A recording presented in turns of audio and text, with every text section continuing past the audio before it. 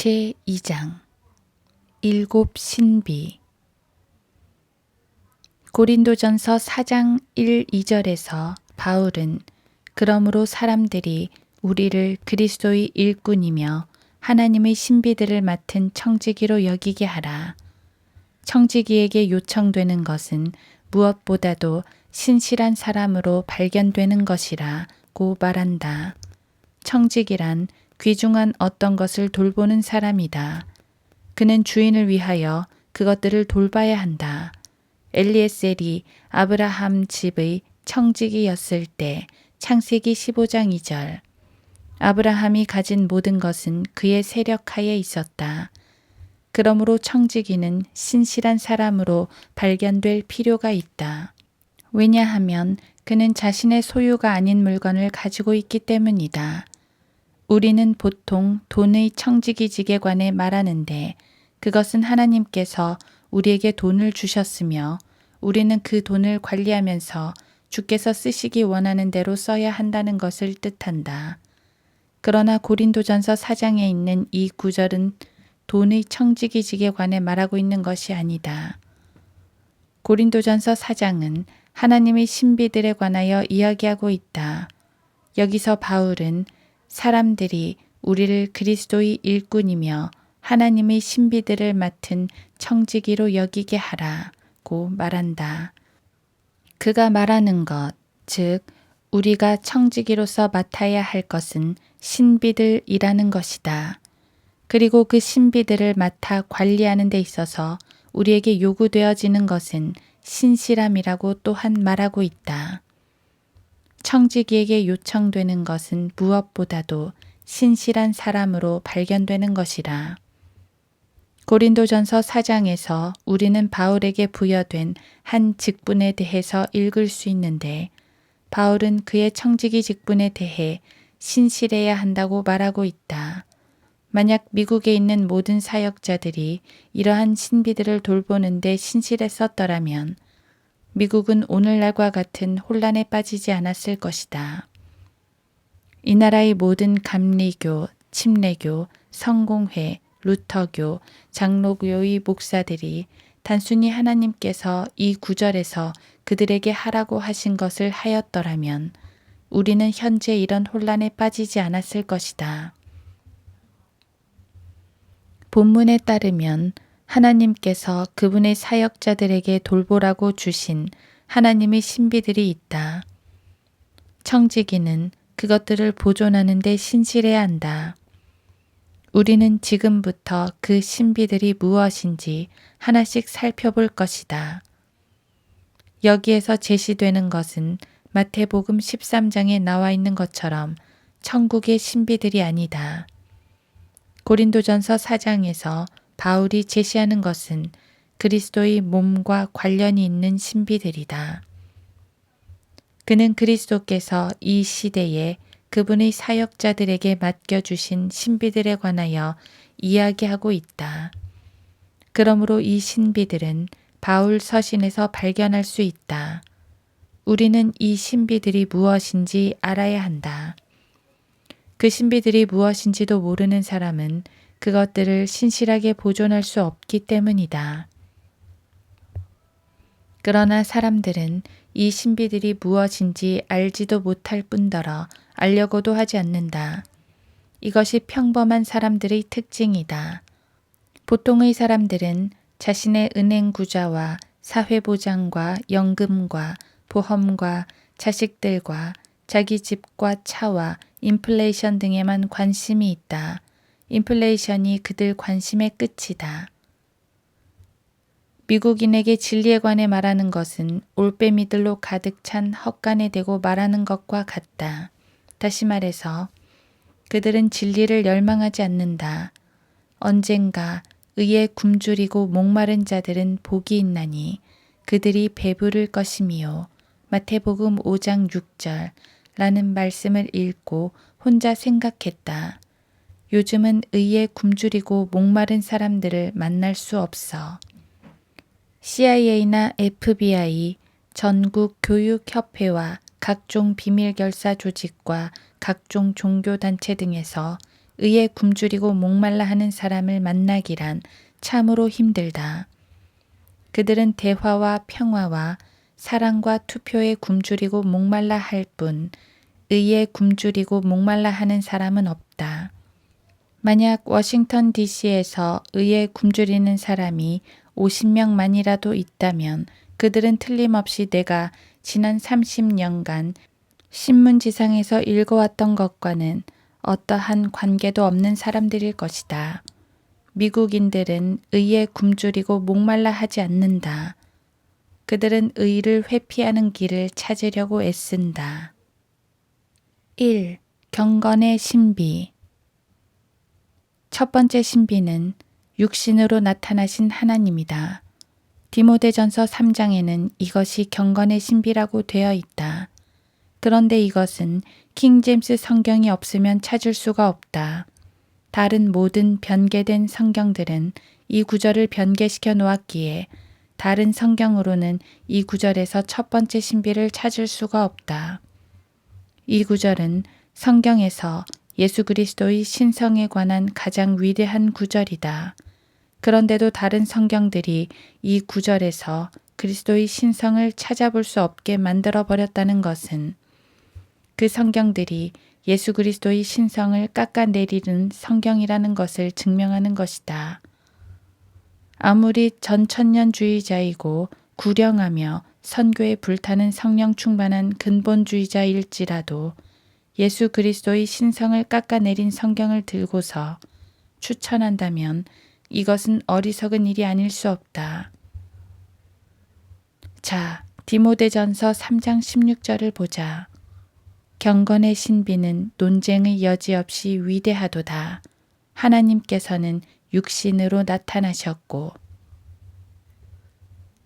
이 구절은 하나님께서 육신으로 나타나셨다고 말하면서 그것이 곧 경건의 신비라고 말하고 있다. 그러나 킹제임스 성경을 제외한 다른 모든 성경들은 이렇게 말하고 있지 않다. 다른 성경들은 하나님 대신에 그는 이라고 번역하였다. 한글 개역판 성경은 이렇게 번역하였다. 크도다 경건의 비밀이여 그렇지 않다 하는 이 없도다. 그는 육신으로 나타난 바 되시고. 어떻게 보면 그라는 말은 단순한 대명사로 하나님이라는 말을 받은 것이라고 말할 수 있을 것 같으나 하나님과 그에는 상당한 차이가 있다. 그는 이라고 번역된 성경을 읽을 때 사람들에게 여기서 그가 누구냐고 물으면 문맥적으로 예수 그리스도라고 대답한다. 당연히 예수 그리스도는 육신을 입으신 분이다. 예수 그리스도의 신성을 믿지 않는 사람들도 역사적 예수, 즉 육신을 입은 인간 예수는 다 믿는다. 그는 이라고 된 구절을 읽을 때 그분이 하나님이시라는 것은 알 수 없다. 그러나 하나님이라고 되어 있으면 아, 예수 그리스도는 육신을 입고 나타나신 하나님이구나 하며 이 사실을 쉽게 알 수 있을 것이다. 이것이 바로 경건의 신비이다. 이것은 신약에서 예수 그리스도의 신성에 관한 가장 위대한 구절이다. 지적이거나 영적인 사람이라면 그 구절을 고치거나 그 구절을 고친 성경을 추천할 수 없을 것이다. 그런 사람은 마음에 뭔가 다른 것을 가지고 있는 사람이다.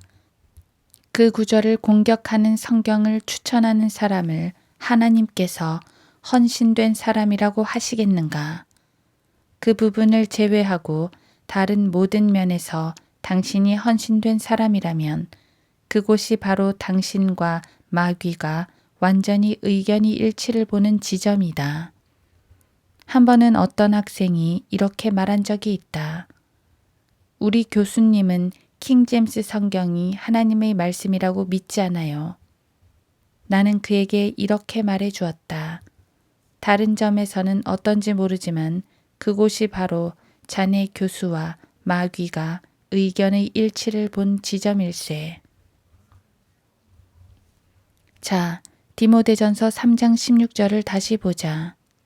하나님께서는 육신으로 나타나셨고, 이 말은 하나님께서 아기로 나타나셨다는 말이다. 그렇다면 이것이 왜 신비로 불려지는가? 그것은 밤을 새워 설명해도 설명할 수 없기 때문이다. 마리아가 예수님의 옷을 갈아입히고 예수야, 그것을 입에 넣으면 안 되지. 저것을 입에 넣으면 안 돼. 라고 말한다. 그런 일이 정말로 일어났을까? 물론 일어났다. 그는 다른 아이들과 같았다. 그는 지혜와 키가 자라고 하나님과 사람의 총회 속에서 자라갔다. 누가복음 2장 52절. 나는 예수 그리스도께서 바로 성인이었다고는 생각하지 않는다. 나는 그가 육신으로 나타나신 하나님이었다고 믿지만 그분이 이 땅으로 내려오셨을 때 그는 아기로 오셨으며 한 여인이 그를 돌봐야만 했다. 한 여인이 그를 먹이고 그를 씻겼다. 하나님을 씻기는 여인이라니. 어떻게 그럴 수가 있는가? 우리의 이성으로는 그것을 이해할 수가 없다. 하나님께서 사람들을 혼란에 빠뜨리고자 하신다면 그는 대단한 일을 하실 필요가 없을 것이다. 고린도전서 1장 25절은 이는 하나님의 어리석음이 사람들보다 더 지혜롭고 하나님의 연약함이 사람들보다 더 강하기 때문이라고 말한다. 하나님의 어리석음이라는 말을 주목하라. 또 성경은 하나님께서 복음 전파의 어리석음으로 믿는 자들을 구원하시기를 기뻐하셨느니라. 고린도전서 1장 21절라고 말한다. 바울은 또한 우리는 그리스도를 위하여 어리석은 자들이지만 이라고 말했고 고린도전서 4장 10절. 또 만일 너희 가운데 누구라도 이 세상에서 현명하다고 생각하거든 어리석은 자가 되라. 그러면 현명한 자가 되리라. 고린도전서 3장 18절라고 말했다.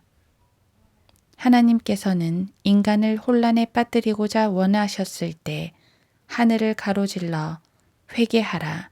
그렇지 않으면 멸망하리라는 불로 된 글씨를 쓰실 필요가 없으셨다. 하나님께서 사람들을 혼란에 빠뜨리고 바보로 만들고자 하셨을 때는 궤도를 벗어나서 애쓰실 필요가 없으셨다. 하나님께서는 결코 애쓰지 않으신다. 하나님께서 사람들을 바보로 만들고자 하실 때는 단지 여자가 남자와 관계하지 않고 아이를 갖게 하신다. 사람들은 그 이후로 계속해서 이것을 모방하려고 애쓰고 있다. 사람들은 인공수정과 무성 생식을 시도하고 이것저것 이식하려고 애쓰고 있다. 그러나 이러한 일들은 바보짓에 불과하다. 성경에서 하나님은 4가지 방법으로 사람을 만드신다. 시험과 나기는 그것의 출발점도 안 된다. 첫째, 하나님은 단순한 흙에서 사람을 만드실 수 있다. 둘째, 하나님께서는 여자 없이 남자에게서 여자를 만드실 수 있다. 셋째, 하나님께서는 남자 없이 여자에게서 남자를 만드실 수 있다. 넷째, 남자와 여자가 결합하게 해서 사람을 만드실 수 있다. 나의 하나님은 4가지 다른 방법으로 사람을 만드실 수 있다. 사람들이 그것들 중의 하나를 흉내내고자 한다 해도 따라가야 할 3가지가 더 있다. 사람들은 보통 성경으로 돌아가라, 성경으로 되돌아가자 라고 말한다. 물론 나는 그 말이 무엇을 말하는지를 알고 또 그 말을 믿는다. 그러나 그 말을 구조적으로 본다면 그 말은 틀렸다.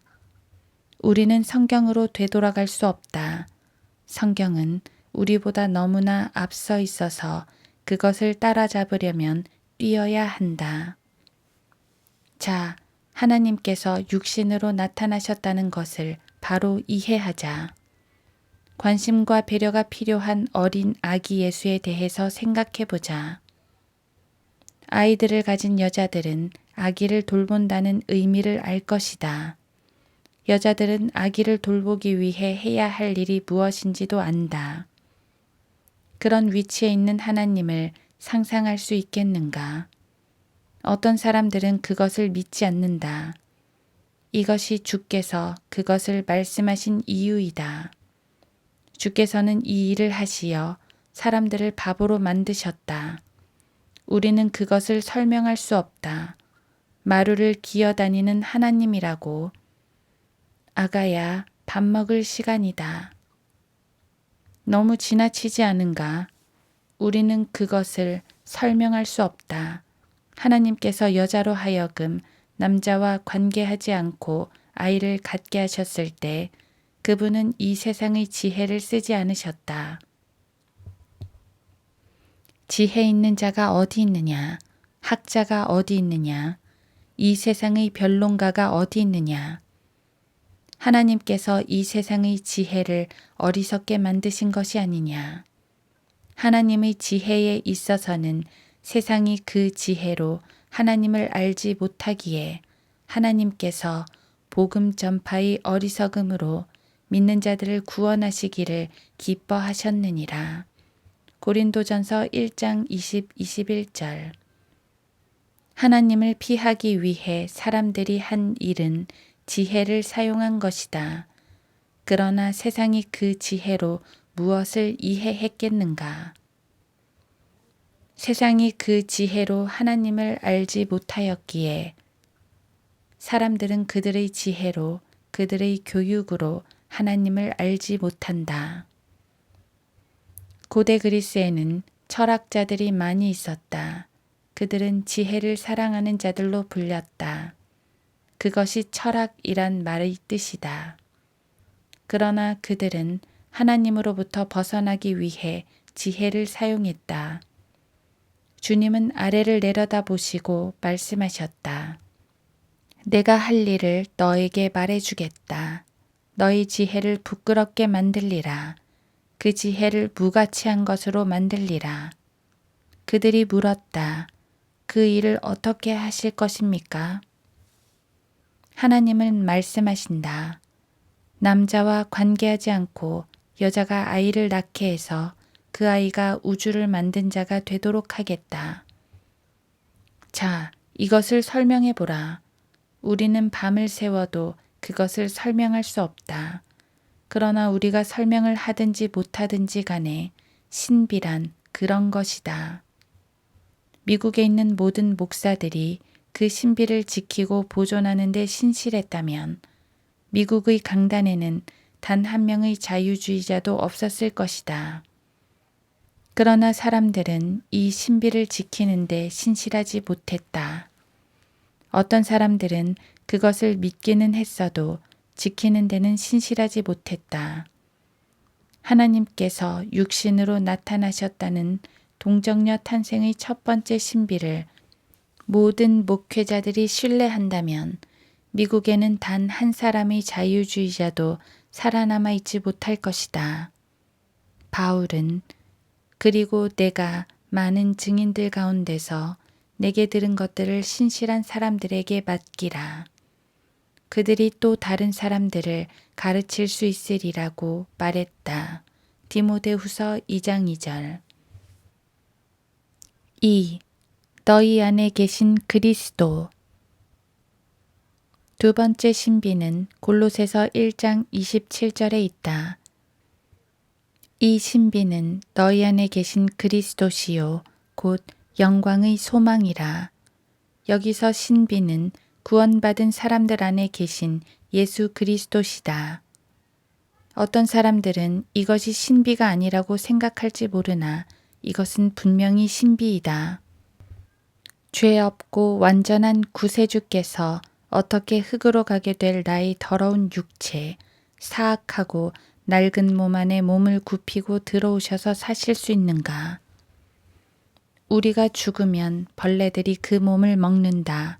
그런데 죄 없으신 분이 그러한 죄인 안에 계신다. 그런 것을 어떻게 설명할 수 있는가? 우리 안에서 그분이 참으셔야만 하는 모든 사악함에 대해 생각해 보라. 슈 파일 목사는 거주민이 대통령이 되어야 하며 이사들이 사장이 되어야 한다고 말한 적이 있다. 그 말은 예수 그리스도께서 우리 안에 계시다면 우리가 아니라 그분이 모든 것을 경영해야만 한다는 것이다. 당신이 그리스도인이면 당신 안에는 단 한 사람만 앉을 수 있는 보좌가 있다. 당신이 그 보좌에 앉아 있으면 예수 그리스도는 그 보좌 발치에 서 계신다. 반대로 예수 그리스도께서 그 보좌에 계시면 당신이 그 발치에 있게 된다. 자, 우리는 어느 쪽인가? 우리가 그것을 관리하고 있는가? 아니면 주님인가? 거기에는 그 둘을 위한 공간은 없다. 당신이 그 발 아래서 섬기고 있거나 아니면 그가 당신의 발 아래서 섬기고 있거나 둘 중의 하나이다. 우리의 발 아래서 주님이 섬기고 있다는 것은 매우 불쾌한 생각이다. 예수께서 오셔서 내가 너희의 발을 씻어 주겠노라고 말씀하셨을 때 그것은 시몬 베드로에겐 매우 불쾌한 일이었다. 베드로는 주님은 내 발을 씻기지 못할 것입니다. 라고 말했다. 베드로는 주님께서 그 앞에 무릎을 꿇고 그의 발을 씻는다는 생각을 견딜 수 없었다. 요한복음 13장 4절에서 8절. 거기에는 보좌가 하나 있다. 그것을 차지하는 사람이 왕이다. 이사는 사장이 되어야 한다. 주 예수 그리스도께서는 그 안에 계신다. 여러분의 낡은 틀 속에는 죄와 반역과 고집과 정욕과 탐심이 있다. 예수님께서는 말씀하셨다.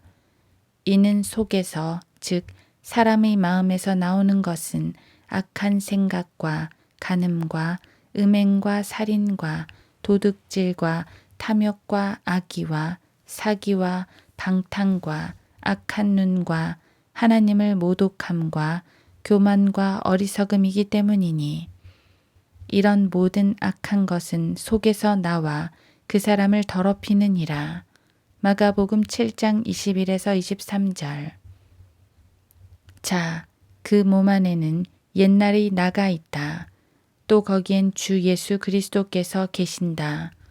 우리는 이것을 설명할 수 없다. 이 일이 불가능한 것처럼 보이나 그것은 사실이다. 여기에 100명의 그리스도인이 있다고 하자. 모두가 자기 안에 그리스도가 계심을 확신한다. 그렇다면 여기에 500명의 다른 예수가 있단 말인가? 그것을 설명할 길은 세상에 없다. 성경은 우리 안에 단지 성령님만 계신다고 말하지 않는다.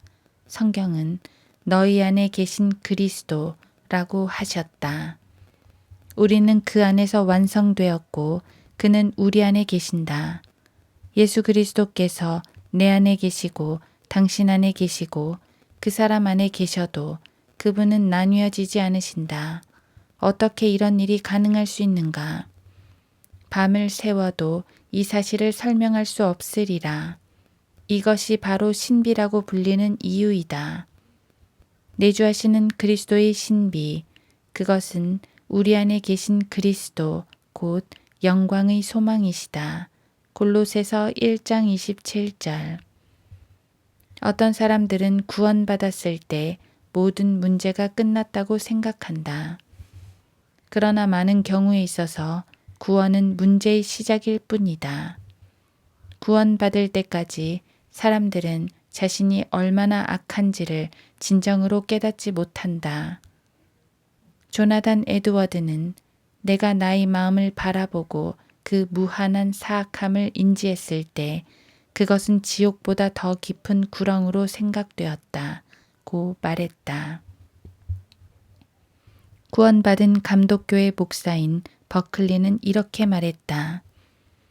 나는 기도할 때 죄를 짓고 설교할 때 죄를 짓고 회개하는 순간까지도 회개가 필요하며 나의 눈물마저도 그리스도의 보혈로 씻겨져야 한다.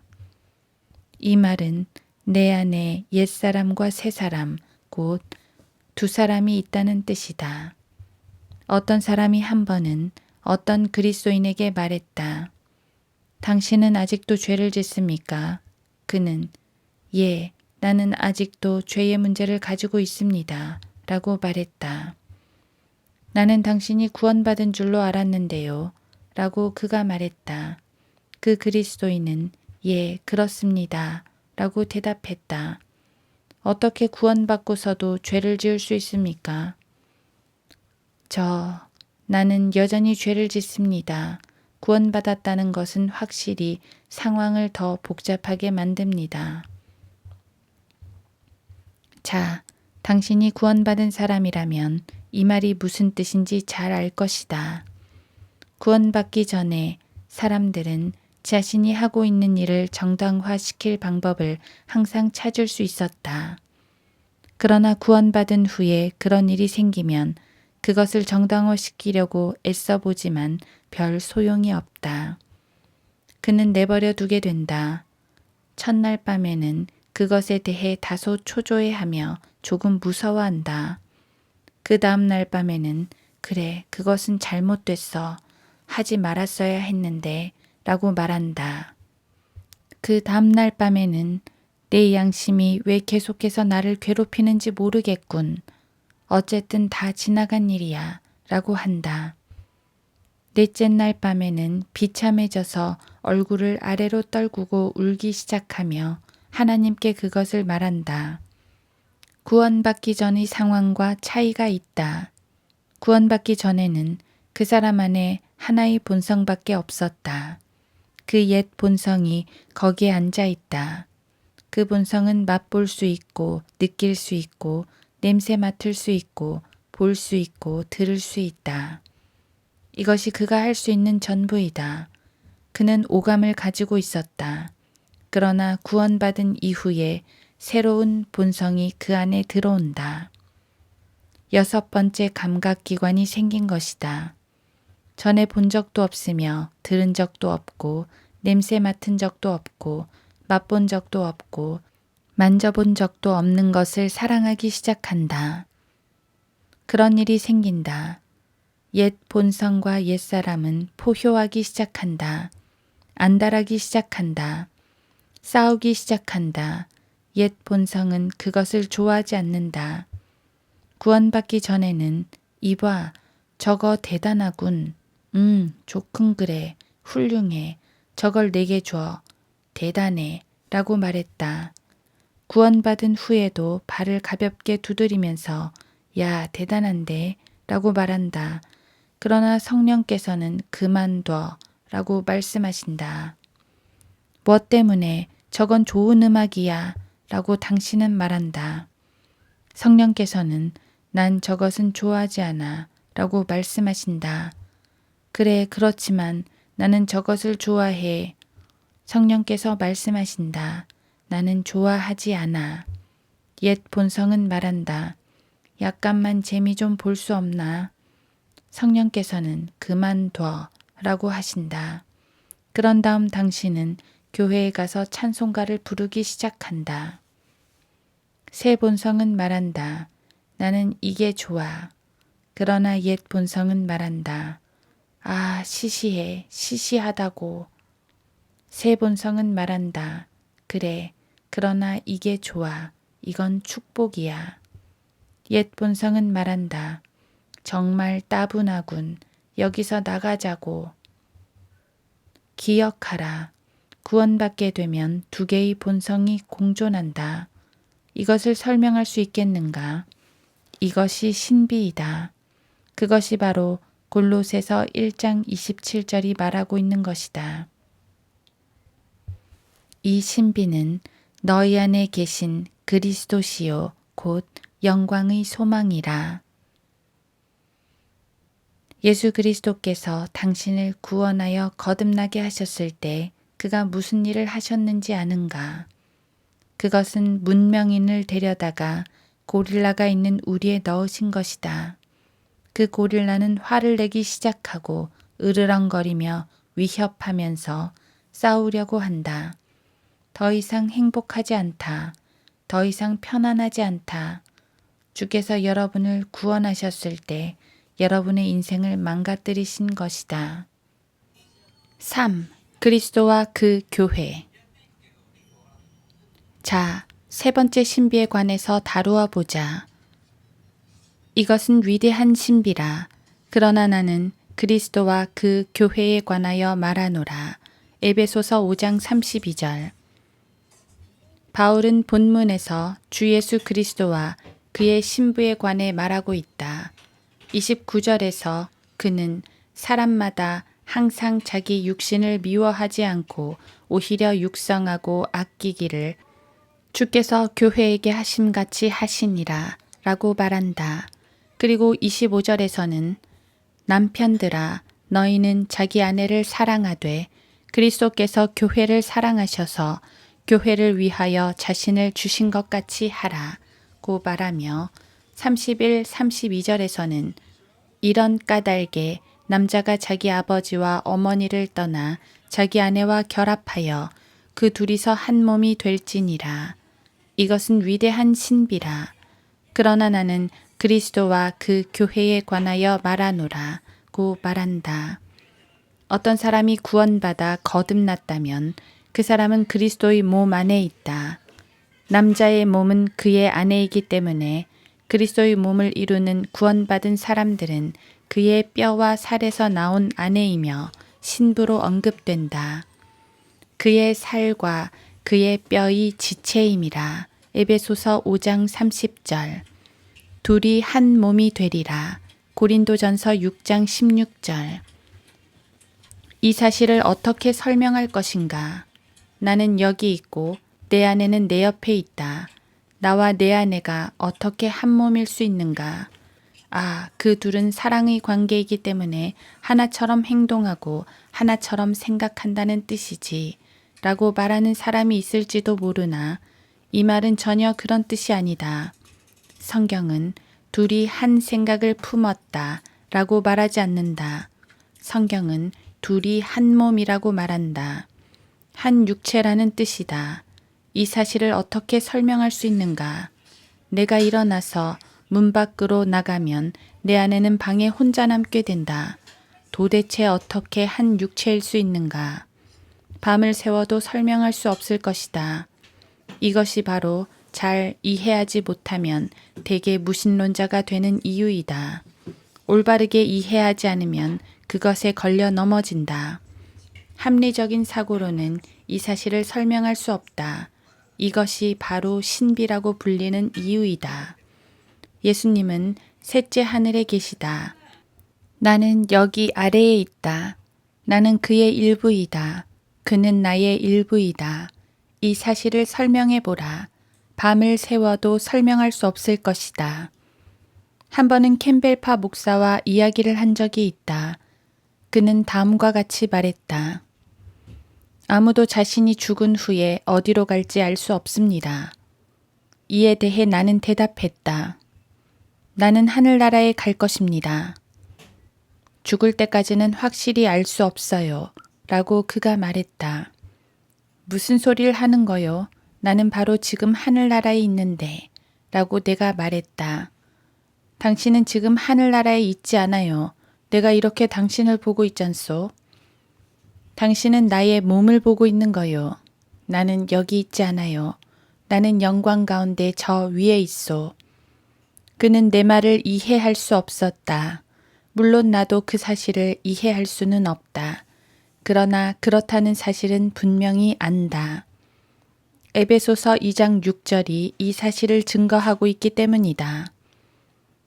또 함께 일으키사 그리스도 예수 안에서 천상에 함께 앉히셨으니 에베소서 2장 6절.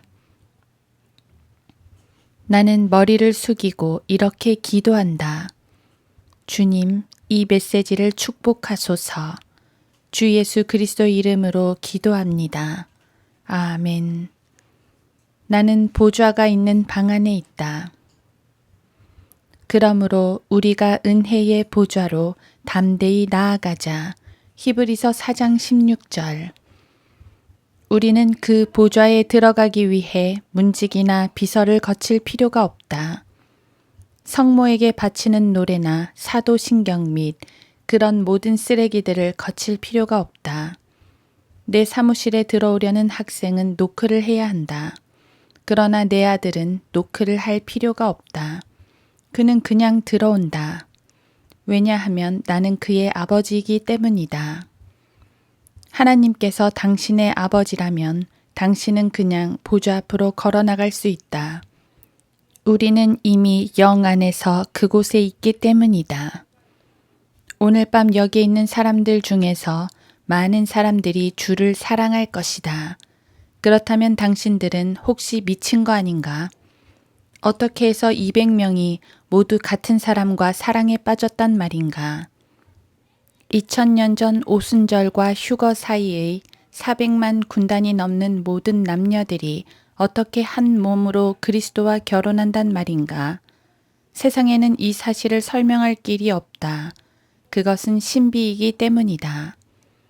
바울은 이 시대에 사는 그리스도의 신부에 관해 순결한 처녀라고 말한다. 내가 너희를 한 남편에게 정혼시켰나니 이는 한 순결한 처녀로 너희를 그리스도께 바치려는 것이라. 고린도후서 11장 2절. 아직 이 여인은 결혼한 상태가 아니다. 그녀는 순결하다. 육체가 육체에 합쳐지지 못했다. 아직 결혼식이 거행되지 않았다. 그녀는 약혼한 상태다. 그녀는 처녀이다. 그런데 바울은 에베소서에서 방향을 바꾸어 당신이 그의 살과 그의 뼈의 지체라고 말한다. 에베소서 5장 30절. 당신은 그의 아내다. 그러면서 동시에 당신은 그의 몸이다. 이 사실을 어떻게 설명하겠는가? 나는 많은 주석서를 갖고 있으나 그 주석서에서는 이 사실에 관해서 어떤 것도 알아낼 수 없다.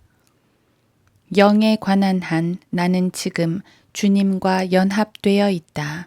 내가 그것을 아는 이유는 성경에 그러나 주와 합하는 자는 한 영이니라고 기록되어 있기 때문이다. 고린도전서 6장 17절. 그러므로 나는 영으로는 이미 결혼한 상태이다. 그러나 몸에는 아직 결혼이 이루어지지 않았다. 내 물리적인 몸은 아래, 여기에 있고 그의 몸은 저기, 저 위에 있기 때문이다. 고린도후서 5장 6에서 8절에서 바울은 그러므로 우리는 항상 자신의 차 있어 몸에 있는 집에 거할 때 주로부터 멀리 떨어져 있다는 것을 아나니 이는 우리가 믿음으로 행하고 보는 것으로 하지 아니함이라. 우리가 자신의 차 있으니 정녕 몸에서 떠나 주와 함께 있는 것을 오히려 더 원하노라고 말한다. 그러므로 우리는 이중적인 존재가 된다. 어떤 의미에서는 처녀인 신부도 되고 또 어떤 의미에서는 결혼한 여인도 되는 것이다. 이것을 설명해 보라고 한다면 나는 설명할 수 없다. 당신도 그것을 설명할 수 없다. 다만 믿어야 할 뿐이다. 바울은 그것을 가리켜 위대한 신비라고 말한다. 에베소서 5장 32절. 이것은 위대한 신비다. 그러나 나는 지금 그리스도와 그 교회에 관하여 말하고 있는 것이다. 내가 지금 말하고 있는 것을 완전히 다 이해하지 못할 수도 있다. 알다시피 이것은 위대한 신비이기 때문에 다 이해하지 못하는 것이 당연하다. 내가 성경의 모든 것을 안다고 할지라도 그것은 이해한다는 수준에 지나지 않는다. 아마 내가 잘못 이해하는 것도 있을 것이다. 땅 위에서 아무리 최상의 것일지라도 그것은 저 위에 있는 진짜들의 모조품에 지나지 않는다. 하나님께서 사람들을 그에게 초대하실 때 어떤 본성에 호소하시는지 아는가? 그것은 자기 보존과 자기 증식이다. 왜냐하면 이것들이 인간이 갖고 있는 가장 강한 본성이기 때문이다. 사람들이 성을 가지고 희롱하고 저속하고 벌거벗은 여자들의 사진들을 이리저리 굴리고 텔레비전에서는 부부의 잠자리주의를 얼쩡거리며 사람들의 개인 성생활을 파헤치기 시작하면서 온통 화면과 라디오 방송으로 이런 것들을 방영하는데 이것은 불장난을 하고 있는 것이다. 자기 증식, 번식은 자기 보존을 제외하고 인간의 육체 내에 있는 가장 강력한 물리적이며 동물적인 충동이다. 이러한 동물적 본능들은 느슨하게 풀어준다면 인간들은 밀림으로 되돌아가게 될 것이다. 하나님께서 사람들에게 호소하실 때 하나님께서는 혼인잔치에 불러오라고 말씀하신다. 마태복음 22장 3절. 거기에는 잔치가 있다. 결혼 축하연이다. 무엇을 위한 잔치인가? 여러분의 배를 채우기 위한 것이다. 하나님께서 사람들에게 복음을 주시기 원하실 때 그는 사람들의 육체적인 본성에 호소하신다. 원하는 자는 누구든지 생명수를 값없이 마시게 할지어다. 요한계시록 22장 17절. 나는 그 생명의 빵이라. 요한복음 6장 48절. 하나님은 그 사람들이 자기들을 보존하고 증식하고 싶어 한다는 것을 아신다. 전능하신 하나님께서 사람들에게 그들이 염원하는 것과 바라는 것과 추구한다고 공언하는 것을 와서 얻게 될 장소에 관해 말씀하실 때 그분은 이것을 사랑과 음식이라는 두 가지로 말씀하신다. 우리가 잘 아는 탕자의 비유에 대해 생각해보자. 누가복음 15장 12절. 그 옛날 탕자는 집을 떠났다. 그 젊은이가 무엇을 원했는지 우리는 안다. 그는 사랑과 돈과 좋은 의복과 좋은 음식을 원했다. 오늘날 젊은이들이 그런 것을 찾아 애쓰며 집에서 도망치는 것보다 더 우스운 것은 없을 것이다. 그들이 저 바깥 고속도로에서 머리카락이 온통 뒤범벅이 되어 쓰레기 트럭 뒤에 쓰러진 양떼를 지키는 개처럼 배낭을 지고서 저기 빗속에 서 있는 것을 본다. 알다시피 그런 애들은 군대에 입대함으로써 바깥에 서 있는 것보다는 더 편하게 곤경에서 벗어나곤 한다. 그 젊은이들은 그날 밤 어딘가에서 자야 한다. 그런 후에 한때의 무리가 지나가다 그를 습격해서 가진 것을 강탈한다. 그는 밤에 땅바닥에서 잔다. 그러나 탕자가 집에 왔을 때 그는 돈을 얻었다. 성경은 이것을 손에 가락지를 끼우고 라고 묘사한다. 누가복음 15장 22절. 그가 집에 갔을 때 그는 옷을 얻었다. 성경은 가장 좋은 옷을 가져다가 그에게 입히고 라고 묘사한다. 누가복음 15장 22절. 그가 집에 왔을 때 그는 음식을 얻었다. 살찐 송아지를 이리로 끌어내어 잡아서 누가복음 15장 23절. 집에 왔을 때 그는 사랑을 얻었다. 그것은 바깥에서가 아니라 집에서였다. 그리고 이것은 주님과 함께하는 것이다. 자, 내 추측이 빗나간 것이 아니라면 하늘나라에는 이 지상에서 물리적인 육체가 참을 수 있는 것 이상으로 지금까지 즐겼던 것 중에서 최상의 것이 될 것이다. 사람이 여기 땅 아래에서 즐길 수 있는 모든 것은 참된 어떤 것의 타락하고 비뚤어진 부분이다. 감사하게도 나는 언젠가 그 참된 것이 무엇인지 알게 될 것이다. 나는 내가 하고 싶은 것은 어떤 것이라도 할 수 있고 내가 말하고 싶은 것은 어떤 것이라도 말할 수 있으며 내가 생각하고 싶은 것은 어떤 것이라도 생각할 수 있고 어떤 사람도 나를 간섭하지 않는 곳에 항상 가고 싶어 했다.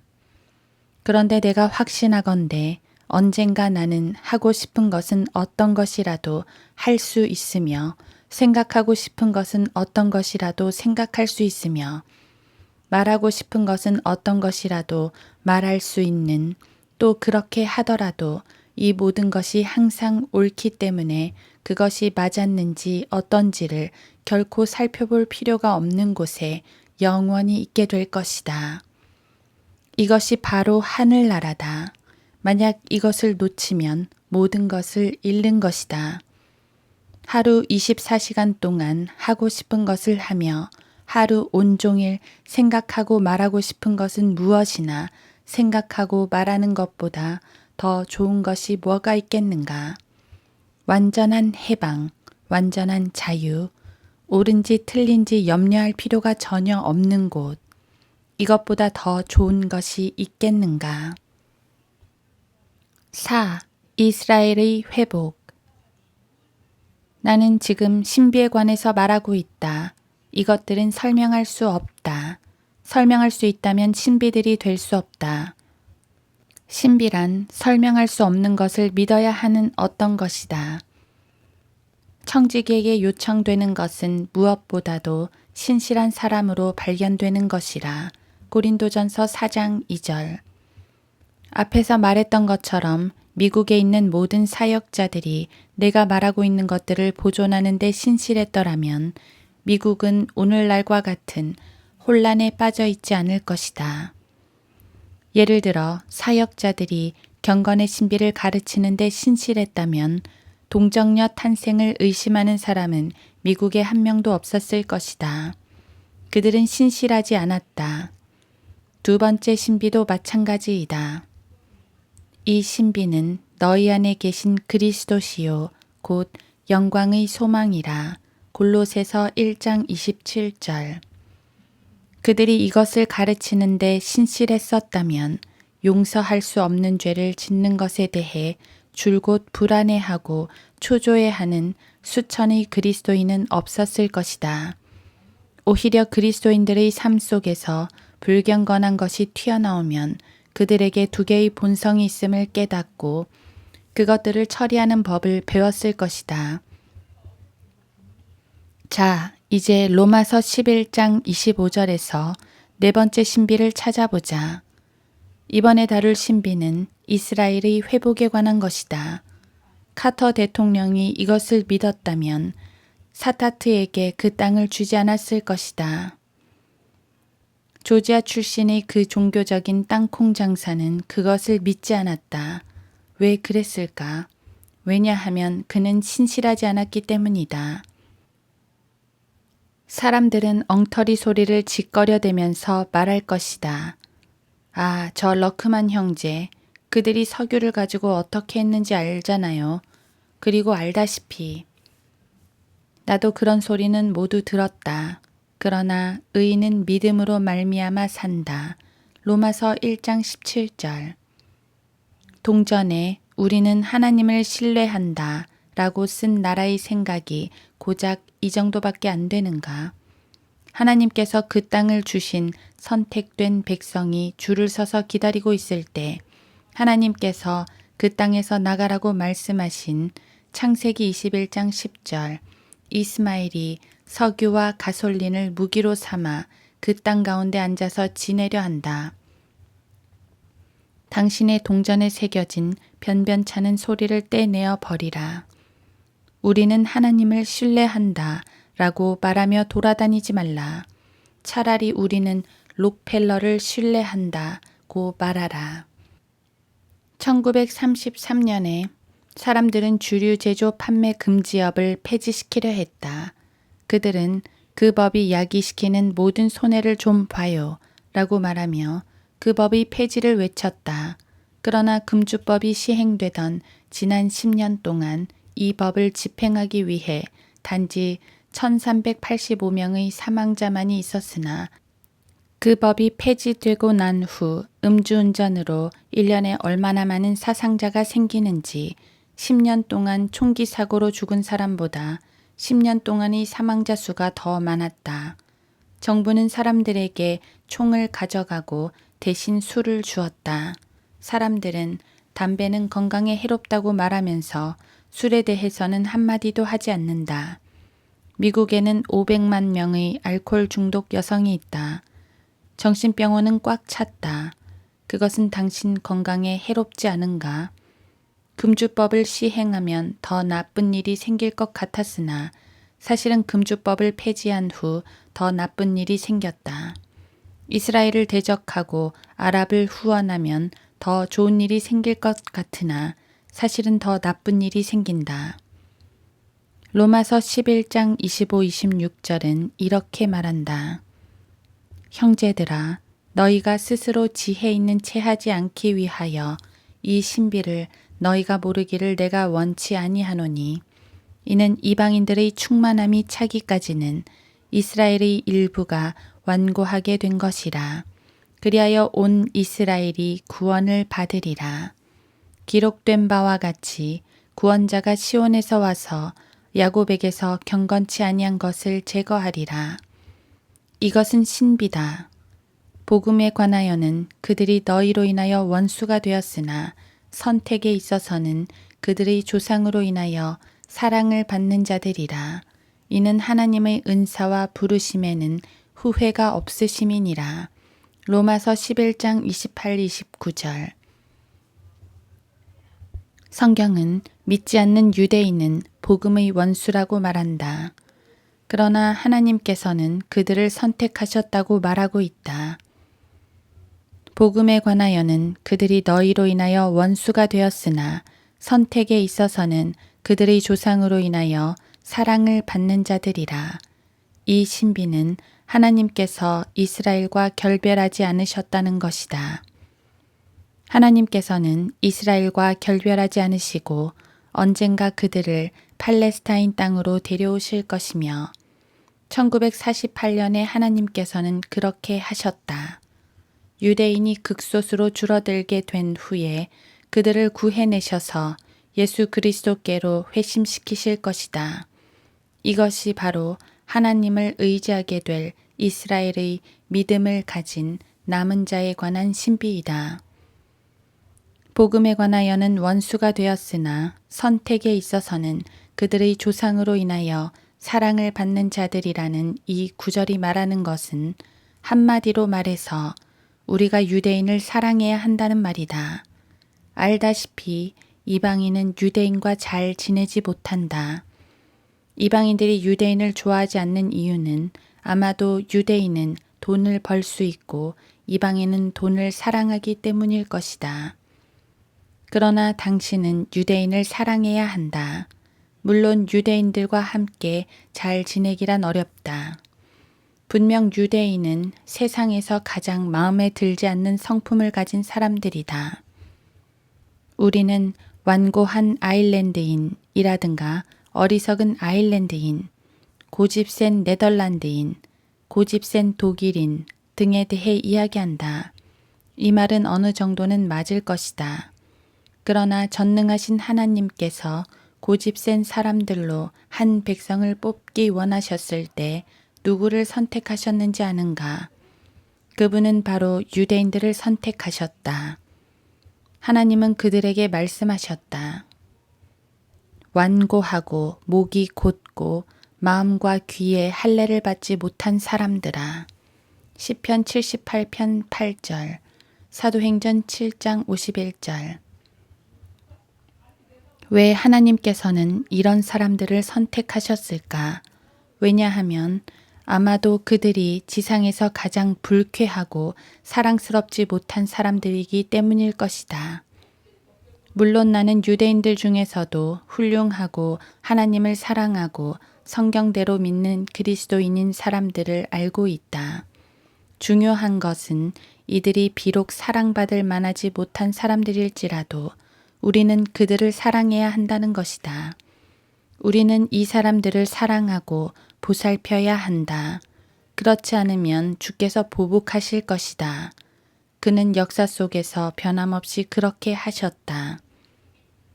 하나님께서는 유대인들에게 등을 돌리고 그들을 괴롭힌 모든 나라들을 괴롭히셨다.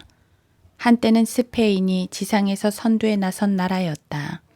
한때는 발보와 코테즈, 폰세 데 레온, 콜럼버스, 바스코 다 가마, 마젤란 등이 전 세계를 지배했다.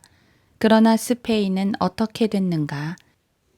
스페인은 지난 300년 동안 세계에서 5번째 정도의 권력도 갖지 못했다. 코로나도가 아메리카에 왔을 때 그는 멕시코만에 내려서 캔자스까지 걸어서 갔다. 오늘날의 주간 도로로도 그렇게 하기는 어려울 것이다.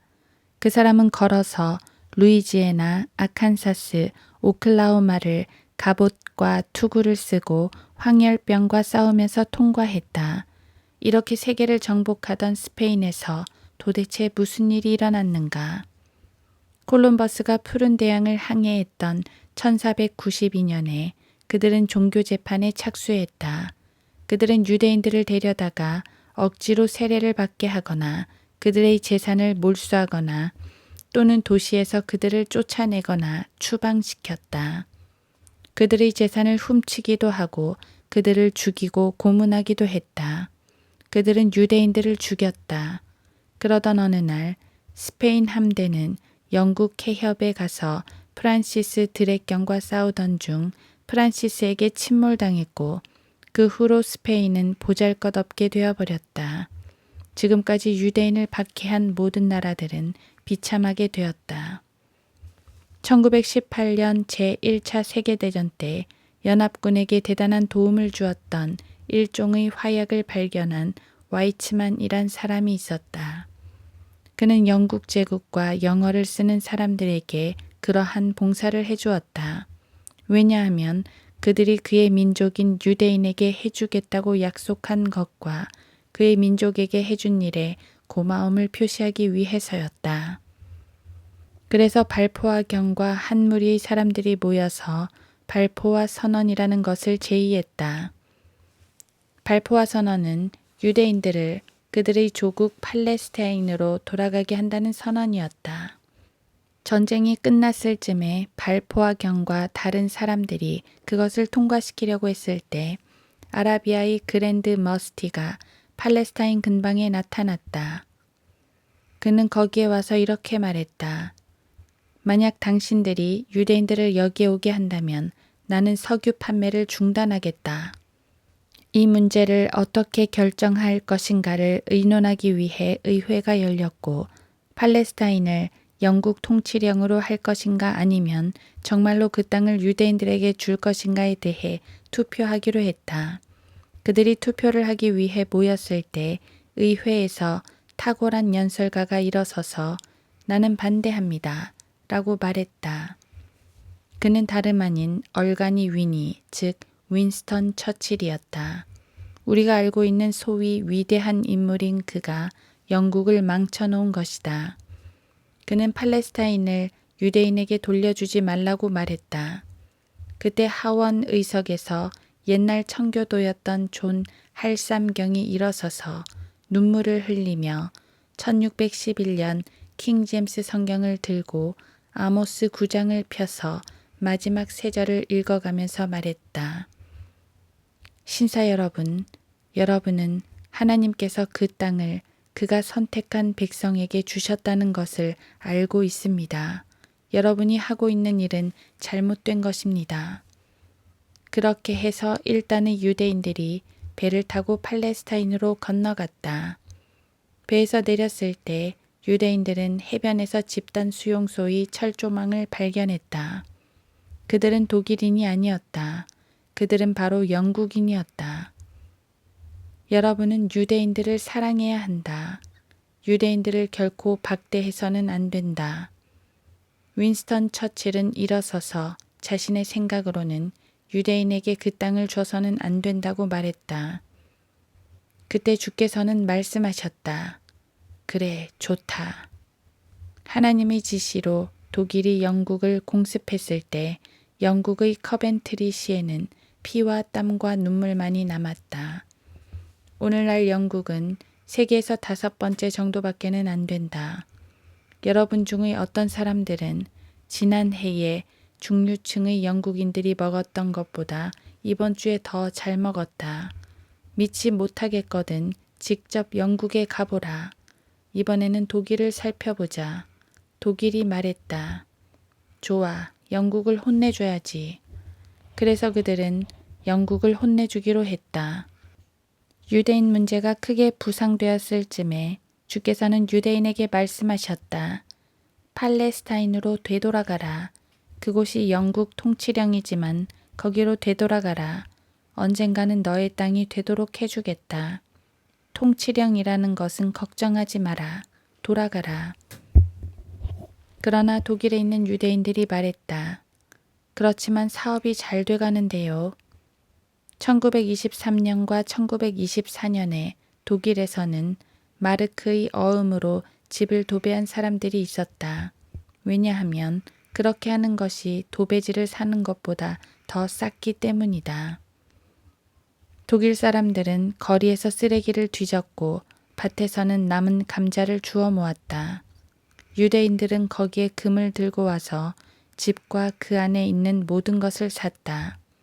그때 히틀러가 등장한다. 그는 미쳤는지는 모르지만 바보는 아니었다. 그는 그러한 상황을 이용하고자 했다. 문제는 바로 유대인이다. 유대인을 제거하라. 주님은 그 유대인들에게 말씀하셨다.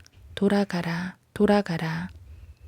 미국 어디에나 있는 모든 정통 유대인들은 구약 성경을 가지고 있다. 그들이 갖고 있는 구약 성경의 마지막 부분은 역대하이다. 그리고 역대하의 마지막 절은 그는 올라갈지니라. 역대기하 36장 23절. 이다. 미국에 있는 유대인 중에서 자신이 정통 유대인이라면 자신이 무엇을 해야 하는지 모르는 유대인은 한 사람도 없다. 그가 율법 아래 있는 구약의 정통 유대인이라면 그는 팔레스타인으로 되돌아가야 한다. 자, 주께서 말씀하셨다. 돌아가라. 그러나 유대인들은 거부했다.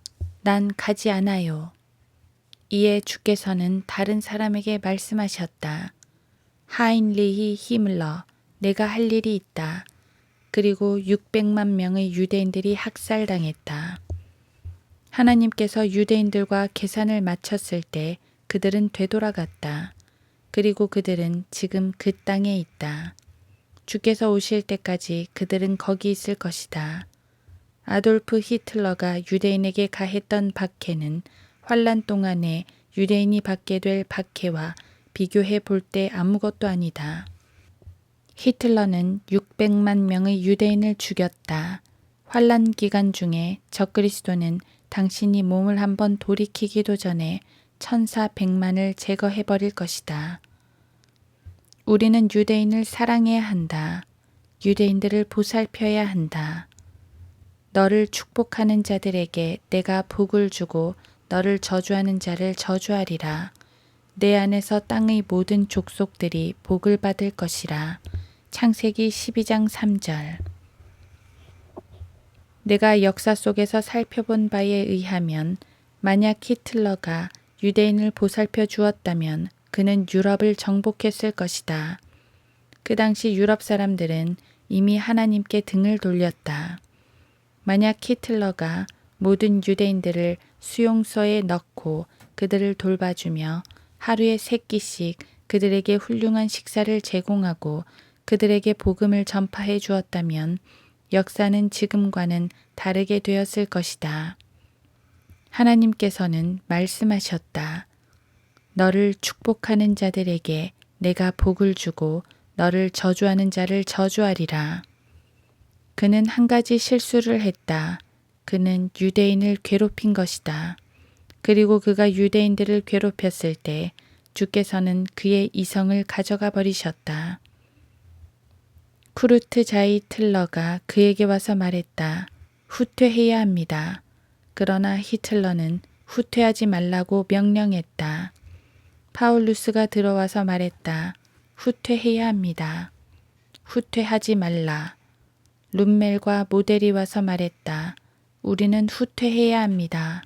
후퇴하지 말라. 그는 장군들의 말을 들으려 하지 않았다. 만약 그가 장군들의 말에 귀를 기울였다면 러시아와 영국을 이겼을 것이다. 그러나 그는 생각할 수 없었다. 주께서는 그의 이성을 앗아가 버리셨다. 왜냐하면 그가 유대인들을 괴롭혔기 때문이다. 자, 당신이 미치고 싶지 않다면 유대인들을 괴롭히지 않는 것이 좋을 것이다. 당신은 그들을 사랑해야 한다. 집에 가서 무릎을 꿇고 기도하라. 주여, 내가 그들을 사랑할 수 있도록 도우소서. 그리고 가능한 한 많은 유대인들을 그리스도께 인도하라. 유대인이 회심하면 그는 더 이상 유대인이 아니다. 그는 그리스도인이다. 5. 신비라 큰 바빌론이라. 요한계시록 17장 5절에는 또 하나의 신비가 있다. 여기에 한 여자가 등장하는데 그녀는 바깥 광야에 있고 짐승 위에 앉아 있으며 그 짐승은 7머리와 10뿔을 가지고 있다. 요한계시록 17장 5절은 그녀의 이마에 글씨가 있다고 말한다. 신비라 큰 바빌론이라 땅의 창녀들과 가증한 것들의 어미라. 이것은 신비다. 설명할 수는 없지만 믿어야만 하는 어떤 것이다. 자, 그녀는 여자로 불린다. 요한계시록 17장 3절. 여기서 여자가 누구인지에 대한 사사로운 해석에 관해서는 걱정할 필요가 없다. 요한계시록 17장 18절에 그 해석이 제시되어 있기 때문이다. 항상 성경은 성경이 풀어주기 마련이다. 그 여자의 신분이 무엇인지, 이름이 무엇인지를 말해달라고 내게 의지할 필요는 없다. 여러분이 할 일은 여러분의 성경을 펴고 성경이 말하는 바를 보는 것이다. 요한계시록 17장 18절은 이렇게 말한다. 내가 본 그 여자는 땅의 왕들을 다스리는 큰 도성이라. 이 여자는 도성, 도시다. 그 여자는 땅의 왕들을 다스리는 큰 도성, 도시이다. 땅의 왕들을 다스리는 도시를 아는가? 4절에서 그녀는 손에 금잔을 가졌는데 그 잔은 가증스러운 것들과 그녀가 행한 음행의 더러운 것들로 가득 차 있다. 그리고 그녀는 자주색과 진홍색 옷을 입고 있다. 색깔은 자주색과 진홍색이며 7산 위에 세워졌고 9절 땅의 왕들을 다스리며 상징물이 금잔인 도시는 어디인가? 우리는 그 도시의 색깔과 상징물 등을 통해서 그 도시가 어느 도시인지 알 수 있다. 5절을 보자. 그녀는 땅의 창녀들과 가증한 것들의 어미이다. 자, 만약 그녀가 도시이고 당신이 그 도시 안에 살고 있는 것처럼 느낀다면 어떻겠는가? 이 도시가 헬라어로는 어떻고 히브리어로는 어떻고 하는 그런 것은 문제가 되지 않는다. 문제는 당신이 그 도시 안에 살고 있다면 어떻게 하겠는가 하는 것이다. 주께서는 그 도시가 창녀라고 말씀하셨다. 1절. 그녀는 매춘부이다. 매춘부란 돈을 위해 자신을 파는 여자를 말한다. 그 도시가 무엇이건 간에 그 도시는 세상의 호감을 사기 위해 세상과 잘 지낸다. 그 도시는 땅의 왕들을 경영한다. 예를 들어 그 여자가 근처에 있을 때 누군가가 모슬렘과 싸우고 있으면 그녀의 모든 지도자들은 십자군이 된다. 러시아, 소련이 뭔가를 지배하게 되면 그녀의 모든 지도자들은 갑자기 공산주의자가 된다. 저기 있는 교황은 지금 할 일이 많다. 그는 무신론자들과 교제를 하면서 자신이 그리스도인이라고 카톨릭 신자들에게 확신시켜야 한다. 할 수만 있다면 그것은 대단한 계략이다.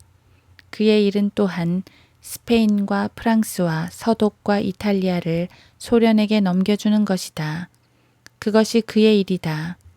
어떻게 해서 그리스도인이라고 계속 큰 소리를 치면서 동시에 무신론자들과 어울려야 한다고 말하는지 모르겠다.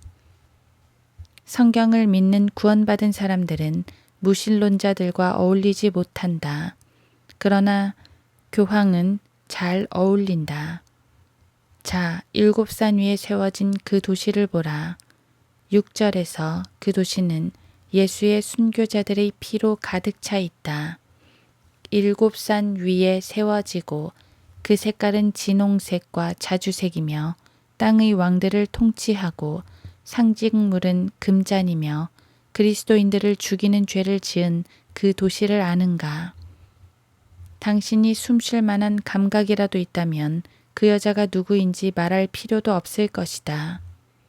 지금까지 하나님의 말씀을 통해 그 여자가 누구인지 이해하지 못했다면 당신의 눈을 의심해 볼 필요가 있다. 성경 속의 그 여자는 처음부터 끝까지 로마이다. 그리스도께서는 레닌과 칼 막스의 이름으로 오는 거짓 선지자들을 조심하라고 말씀하지 않으셨다. 예수께서는 많은 사람이 내 이름으로 와서 라고 말씀하셨다. 마태복음 24장 5절. 누가 그의 옆구리를 창으로 찔렀는가? 로마인인가 러시아인인가? 요한복음 19장 34절. 누가 그에게 못을 박았는가? 로마인인가 러시아인인가? 마태복음 27장 35절. 누가 그에게 채찍질했는가? 로마인인가 러시아인인가? 요한복음 19장 1절. 누가 바울을 감옥에 넣었는가? 로마인인가 러시아인인가? 사도행전 25장 12절. 누가 야고보의 목을 잘랐는가? 로마인인가 러시아인인가? 사도행전 12장 2절. 누가 베드로를 감옥에 넣고 그를 죽이고자 했는가? 사도행전 12장 4절. 누가 요한을 pat모섬으로 보내어 고령에도 불구하고 소금 광산에서 일하게 했는가? 로마인인가 러시아인인가? 요한계시록 1장 9절. 내가 지금 말한 것 중에서 초등학교 4학년 정도의 아이라도 이해할 수 없는 것은 아무것도 없다. 여러분은 그것을 정확하게 이해하고 있을 것이다. 그러나 어떤 사람들은 혼란스러워 할 것이다. 글쎄요, 내게는 카톨릭 신자인 사랑하는 어머니와 할머니가 있는데 그들은 훌륭한 그리스도인들이에요. 나는 그들 중의 누가 그리스도인이 아니라고 말하지 않았다. 미국 전역에는 카톨릭 교회에 다님에도 불구하고 구원받은 그리스도인이 있다고 나는 믿는다. 어디에선가 전도지를 읽고 있는 구원받은 카톨릭 신자들이 있다고 나는 믿는다. 미국 도처에는 그 교회에서 빠져나오기를 두려워하는 구원받은 카톨릭 신자들이 있다고 나는 믿는다. 그러나 그렇다고 해서 그 사실이 성경을 조금이라도 바꿀 수 있는 것은 아니다. 그녀는 세상과 어울리기 위해 자신이 믿고 공언하는 바를 팔 것이다. 그녀는 아프리카를 통제할 수만 있다면 자신의 성직자들로 하여금 아프리카에서 죽도록 할 것이다. 그녀는 흑인의 교황이 될지도 모른다. 6. 불법의 신비. 이번에는 데살로니가 후서 2장 7절이다. 이것은 불법의 신비라고 불린다. 데살로니가 후서 2장 2에서 8절에서 바울은 이렇게 말한다. 영으로나 말로나 또는 우리에게서 받았다고 하는 편지로나 그리스도의 날이 가까웠다고 마음이 쉽게 흔들리거나 두려워해서는 안 될 것이라. 아무도 어떤 모양으로든지 너희를 미혹하지 못하게 하라. 이는 먼저 배교하는 일이 이르지 않고 또 죄의 사람 곧 멸망의 아들이 나타나지 않고서는 그날이 오지 아니함이라. 그는 대적하는 자며 또 하나님이라고 불리는 모든 것과 숭배받는 대상 위에 자신을 높여 하나님의 성전에 앉아 하나님처럼 보여 자신을 하나님이라고 하느니라. 내가 너희와 함께 있었을 때에 너희에게 이 일들에 대해 말한 것을 기억하지 못하느냐. 이제 너희는 무엇이 맡고 있는지를 아나니 이는 그가 자기 때에 나타나려는 것이라. 불법의 신비가 이미 활동하고 있나니 현재는 막는 자가 있어 막을 것이나 그가 그 길에서 옮겨질 때까지만 그리하리라. 그리고 나서 그 불법자가 나타나리니 주께서 그를 자기 입에서 나오는 영으로 소멸하시고 그의 찬란한 오심으로 제거하시리라.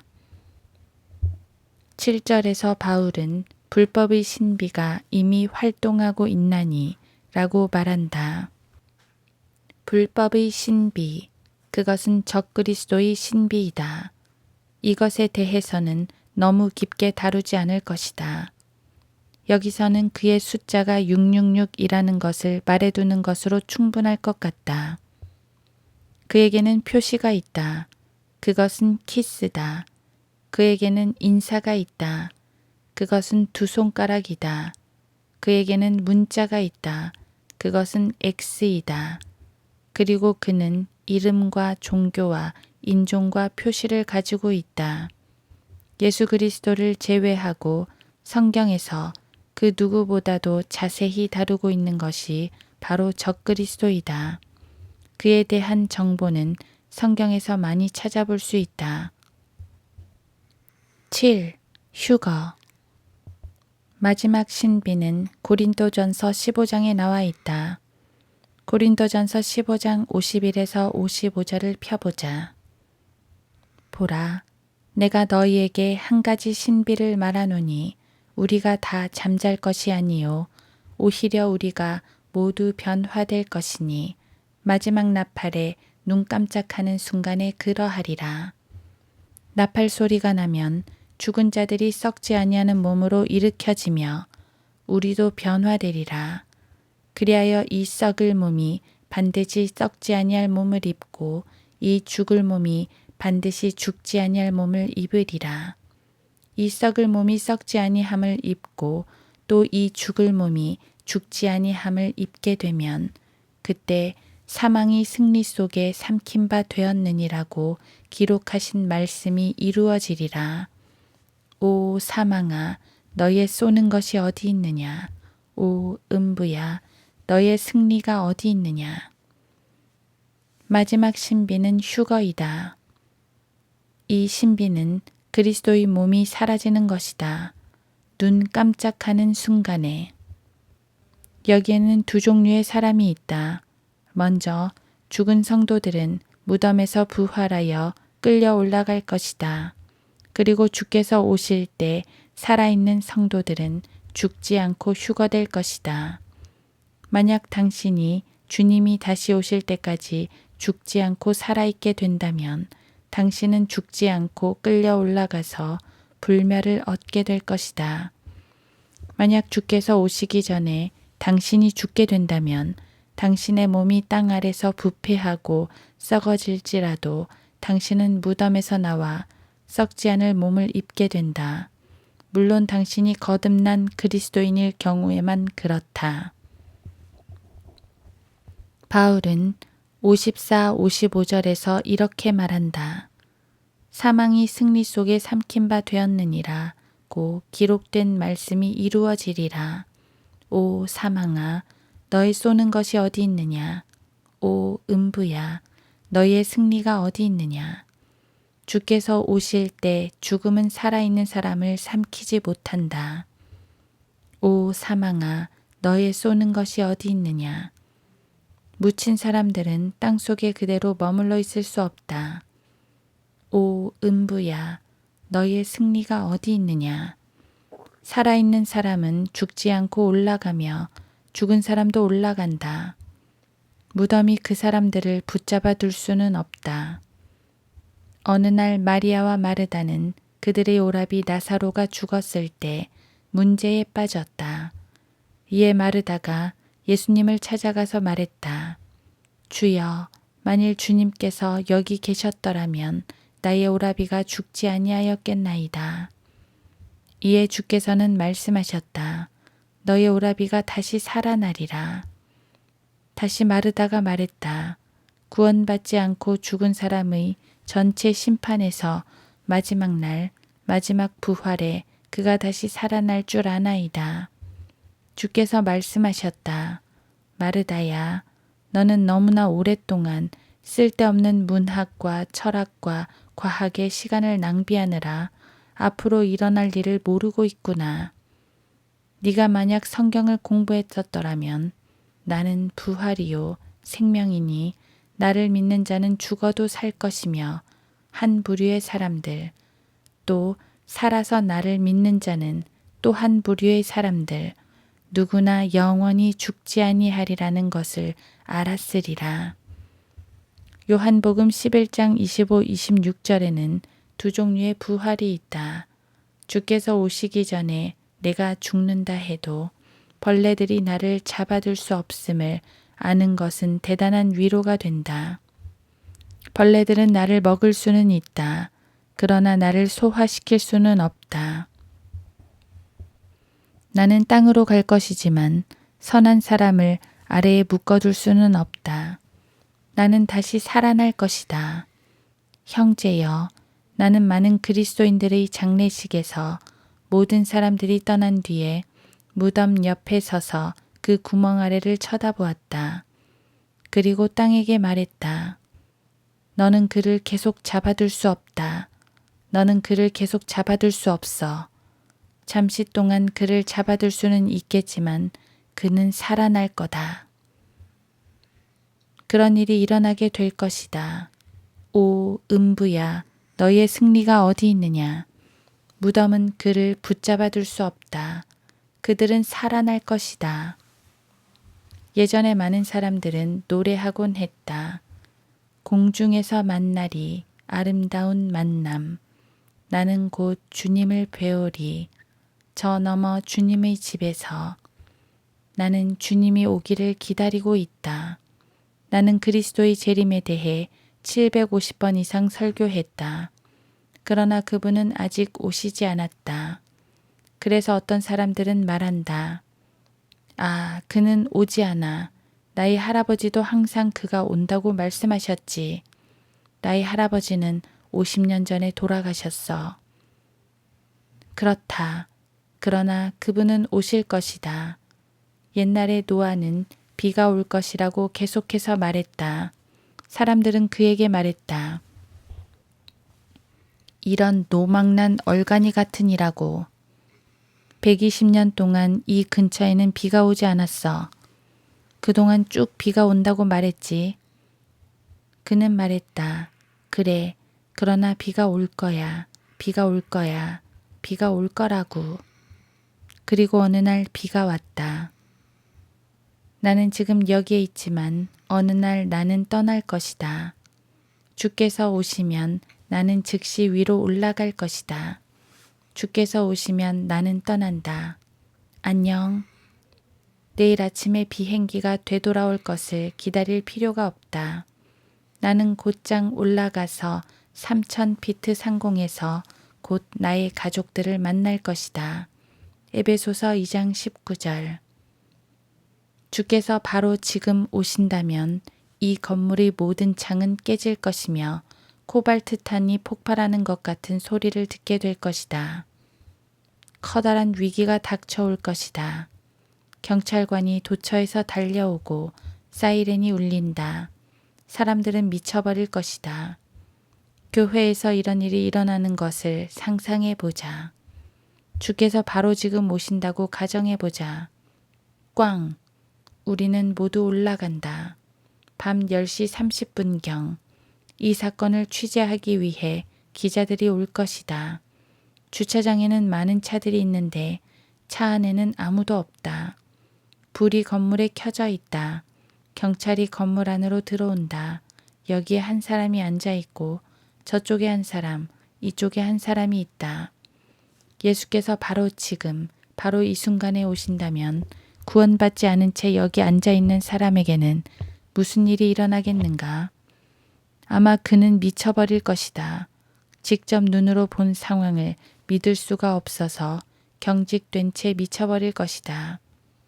여기 앉아 있는데 갑자기 꽝 하는 폭음 같은 소리에 귀청이 떨어져 나갈 듯 할 것이며 방 여기저기에서 유리 조각이 날릴 것이다.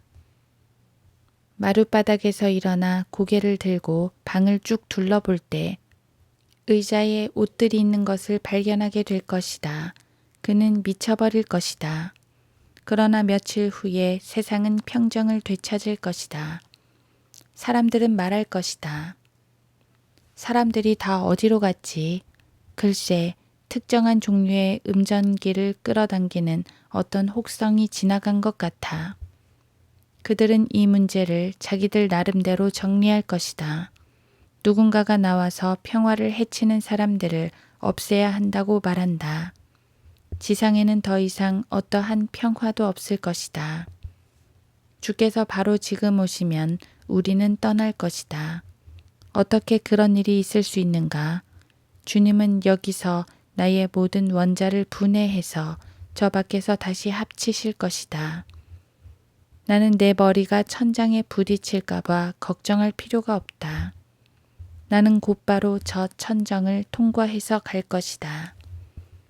그리스도는 부활한 몸으로 잠긴 문을 바로 통과하셨다. 요한복음 20장 19절. 나는 저 천정 때문에 고심할 필요가 없다. 예수 그리스도께서는 요한복음 20장 17절에서 영광으로 올라가셨다가 다시 내려오셨다. 그는 마리아에게 그가 아직 올라가지 않았기 때문에 그를 만지지 말라고 하셨으나 2시간 후에 그들은 그의 발을 잡았다. 마태복음 28장 9절. 그는 2시간 만에 올라갔다가 오신 것이다. 나는 이 일이 오늘 밤에 일어났으면 좋겠다.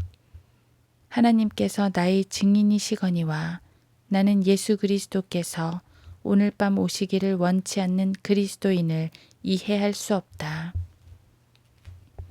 당신이 구원받은 사람이라면 당신이 가지고 있는 모든 문제는 오늘 밤에 다 해결될 것이다. 당신이 암에 걸렸어도 더 이상 그것에 대해 걱정할 필요가 없으며 당뇨병에 걸렸어도 그것에 대해 걱정할 필요가 없다. 결혼하지 않은 젊은이들도 그것에 대해 걱정할 필요가 없다. 결혼한 사람들도 그들의 문제에 대해서 걱정할 필요가 없다. 모든 것은 해결될 것이다. 예수 그리스도의 재림으로 해결되지 않을 문제는 하나도 없다. 몇 년 전에 남부에서 사람들은 이런 노래를 불렀다. 예수님 조금만 더 기다려 주세요. 나는 그 노래를 예수님 조금만 더 서둘러 주세요로 바꾸어 부를 것이다. 성경의 마지막 기도는 그러하옵니다. 주 예수여 오시옵소서이다. 요한계시록 22장 20절. 어떤 흑인이 자기의 어린 아들을 가게 밖에다 남겨두고 2층에 올라가서 의사를 만나야만 했다. 그래서 그는 아들에게 주의를 주었다. 얘야, 아빠가 돌아올 때까지 이 모퉁이에 서 있거라. 무슨 일이 있어도 여기를 떠나지 마라. 바로 이 모퉁이에 있어야 한다. 그 소녀는 약 30분 동안 거기에 있었다. 비가 오기 시작했다. 상점의 점원이 나와서 그 아이에게 말했다. 얘야, 여기 들어와서 몸 좀 말리지 않겠니? 안 돼요, 아저씨. 그는 얼마 동안 거기에 서 있었다. 점원이 다시 와서 말했다. 빗속에 서 있으면 폐렴에 걸릴 거야. 들어오렴. 그러나 소녀는 말했다. 아빠가 나더러 여기에 서 있으라고 하셨어요. 아빠 말을 들어야 돼요. 그는 거기서 30분 동안 폭풍우를 맞으며 서 있었다. 얼마 후에 그 아버지가 나와서 자기 아들이 젖은 것을 보고 미안하게 생각했다. 그러나 그는 아들이 자신에게 순종한 것이 기뻤다. 그들은 함께 떠났다. 그 소녀는 아버지가 시킨 대로 한 것이다. 예수 그리스도께서는 그가 올 때까지 장사하라고 말씀하셨다. 누가복음 19장 13절. 우리는 일을 해야 한다. 우리는 바빠야 한다. 당신은 지금 바쁜가? 내가 올 때까지 장사하라. 누가복음 19장 13절. 한 번은 탐 멜로네라는 사람이 그의 교회에서 구원받은 어린 소년에 관해 이야기하는 것을 들은 적이 있다. 그 소년이 구원받은 지 약 4주 후에 그의 아버지가 구원받고 침례를 받았다. 그가 침례받던 날 그 소년은 강단에서 왔다 갔다 했다. 그리고 그의 아빠가 물에서 올라오자 그 어린 소년은 회중을 향해 말했다.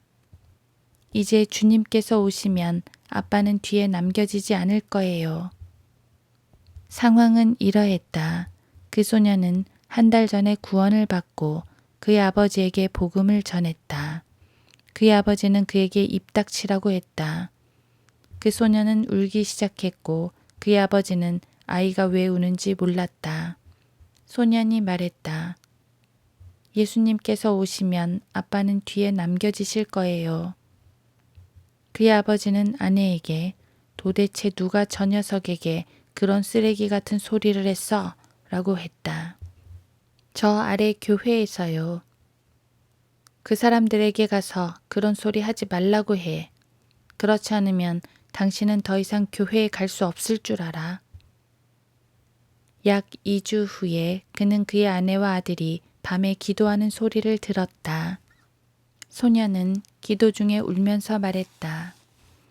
아빠를 구원해 주세요. 제발 아빠를 구원해 주세요. 그러면 주님께서 오실 때 우리 모두 함께 올라가게 될 거예요. 그는 들어와서 아들에게 교회에 가지 말라고 했다. 소년과 어머니는 계속해서 그 아버지를 위해 기도했다. 그 후에 그가 어딘가로 여행을 떠나게 되었다. 어떤 호텔에서 열린 중요한 판매 회의 중간에 그는 탁자에서 일어나 말했다. 도대체 내게 뭐가 잘못됐는지 모르겠군. 내가 미쳐가고 있는 것 같아. 그리고 그는 집으로 돌아와서 구원받고 그 교회에서 침례를 받았다. 그가 침례를 받고 물에서 나왔을 때 그 소년이 강단에 서서 말한 것이다.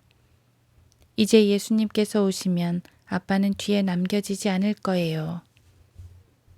자, 주께서 오늘 밤 오신다면 여러분은 뒤에 남겨지게 될 것인가? 아니면 공중으로 올라갈 것인가? 성경은 이렇게 말한다. 그러므로 너희도 준비하고 있으라. 너희가 생각하지 않은 시간에 인자가 올 것이기 때문이라. 마태복음 24장 44절.